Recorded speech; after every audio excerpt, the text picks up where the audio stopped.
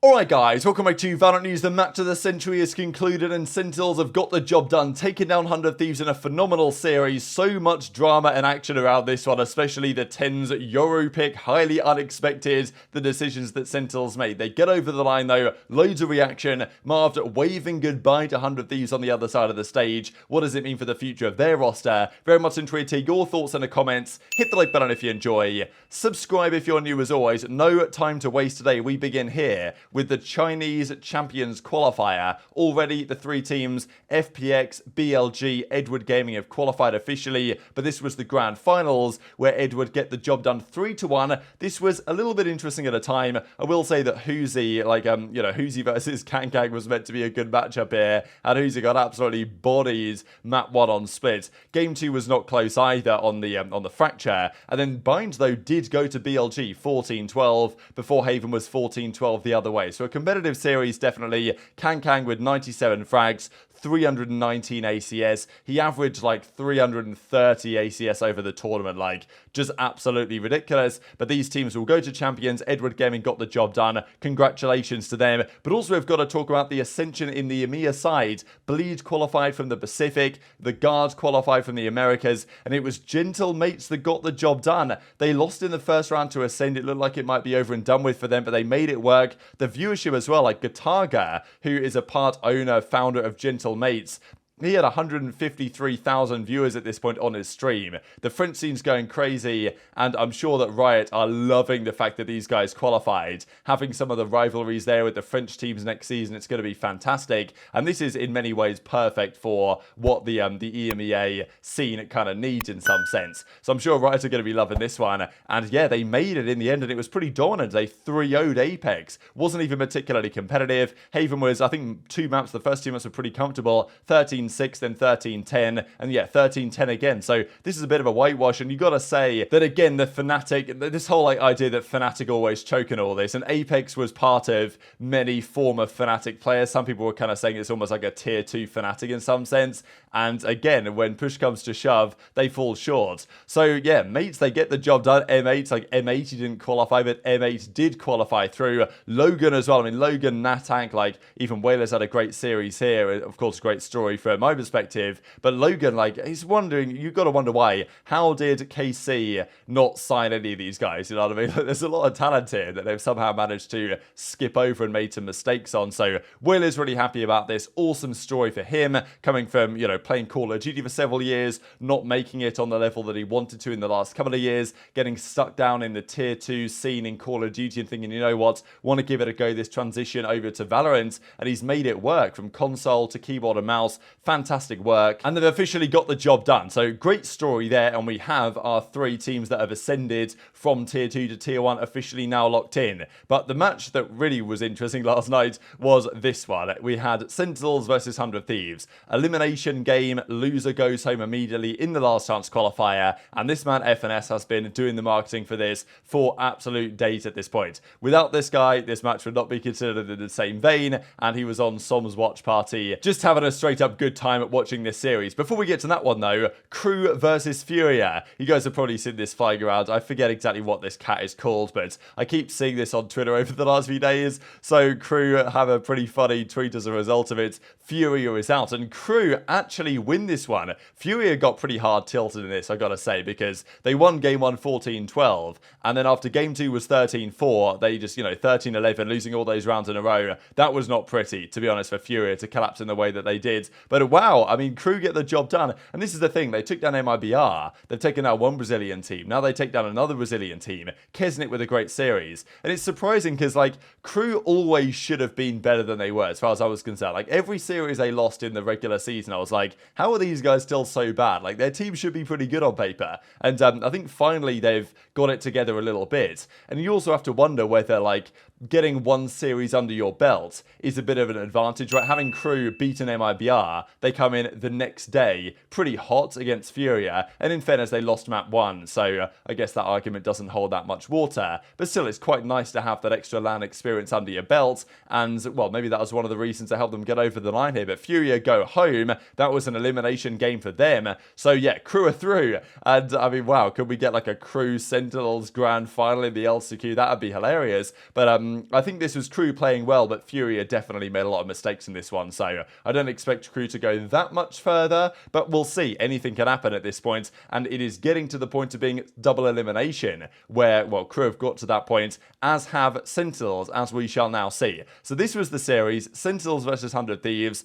I think it was quite clear that Sentinels were better prepared here than 100T were, and it's surprising in a way how it's even possible for 100 Thieves to be this uncoordinated and seemingly unprepared. They looked quite lost, to be honest. They've had months to prepare and certainly weeks to know that they're playing 100 Thieves and knowing exactly what matchup they're going to need to play with. Marv clutches this fantastic 1v3 to secure what ended up being a 9-3 half, and that should have been enough for Sentinels, but it wasn't. 100 Thieves get the job done on the defense. They take it to overtime, and the 9-3 curse comes through, with Cryo making some phenomenal plays here to close out the game. Gotta say that some of the plays here from Cryo certainly put him in the conversation for, despite the fact that Thieves are going home and a lot of their players will probably be gone, Cryo has made a case, I think, last night that he should certainly still be a man to stay. So eventually 100 Thieves won all the defensive rounds. They also won barely any offensive rounds this entire series. I believe that 100T won maybe 9 attacking rounds the entire series, which is not particularly, it's not a good look for the quality of your offense and your preparation.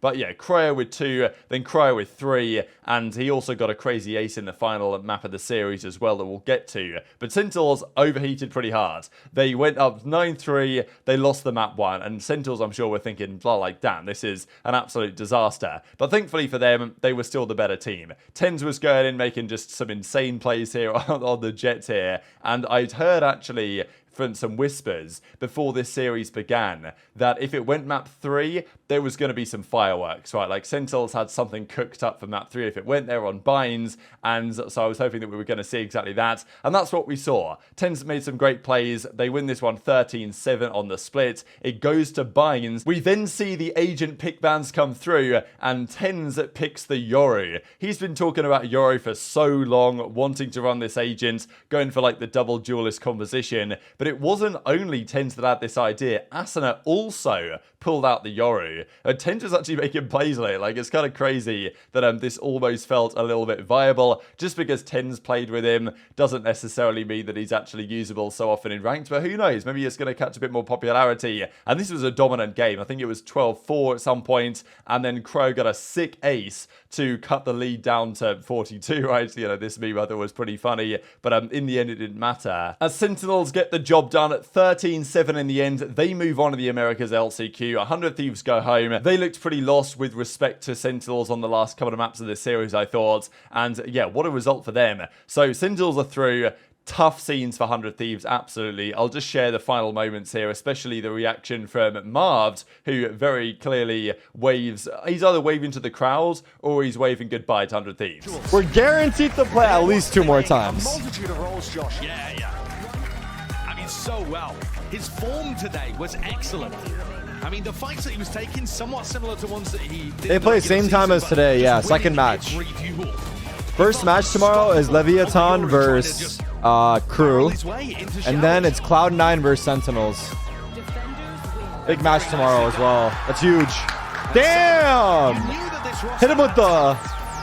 That's crazy. Huge win, huge win, huge win. Put it together throughout the season.